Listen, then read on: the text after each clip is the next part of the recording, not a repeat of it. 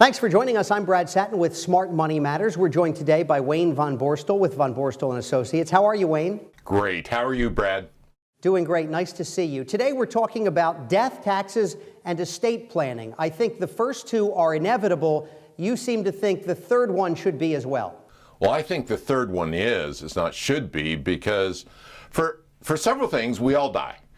I don't know whether any of you have taken statistics, but I think most of you that took statistics, the statistical chance of you dying or me dying today sometime in our life is 100%. But we all act like we're never going to die.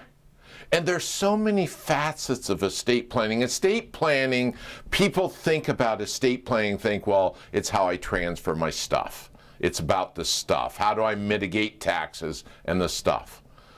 The biggest failures in estate planning that I've seen are when we fail to think about the people we love. Because estate planning, yeah, it's about the stuff. It's minimizing taxes. It's making sure that we get things where we want them to be, when we want them, why we want them, and how we want them. But the reality of estate tax planning, it's really about the people we love. How do we affect the people we love? The day we die, the last time the people we love are going to hear from us is in the documents we leave. The documents we leave that sometimes are a little cold. Sometimes really didn't think about the wealth we're going to leave them and how that's going to affect their lives, their choices, their attitudes. If we're leaving to our kids, how's it going to affect our grandkids? And how much is too much? See, estate planning is about documents that dictate, because the day we die, either our family, charity, the government, or the company we work for is going to be the biggest beneficiary of our estate. And most people that don't plan, the government and the company they work for become the biggest beneficiary. Is that who you want to get your wealth? Or do you want to get your wealth to your family or a charity you care about? Do you want to give your wealth in a way that is significant and affects lives? I think so.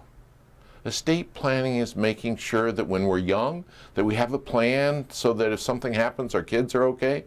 When we're middle-aged, so that kids are over age 18, don't have an incident and we have no way to affect their lives because no one will talk to us, because there's not a power of attorney, there's not a medical directive, and we can't make decisions for those we love.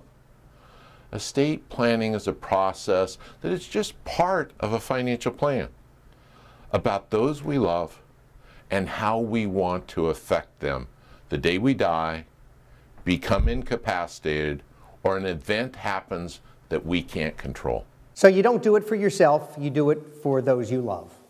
No, it's absolutely not about us. I mean, the estate plan shows what you care about and your priorities. Every client I have has a different estate plan because they love different things, they care about different things. So it's us, but it's the last message we give to those we care about, those we love, and those that we hope we affect their lives or their success in generations past where we will have any control. So you need to get started. You need to get started. Today is a good day because we always, so many people I talk to don't have plans. They've thought about it. They've dealt with it. The biggest problem I have is young people don't have estate plans because they can never figure out who to name guardian for their kids. I don't know how 2 billion kids a year get through life, but your kids can't get through life with anybody you know. You have to make a decision. A plan in writing is better than not having one. You need to have one. A poor plan is better than no plan. So you got to get started. You've got to take that first step. You've got to meet with someone, have a conversation, and put your wishes, your goals, and your love in writing. Good advice. Wayne, thanks so much for joining us. Thank you for having me. I'm Brad Sattin with Smart Money Matters.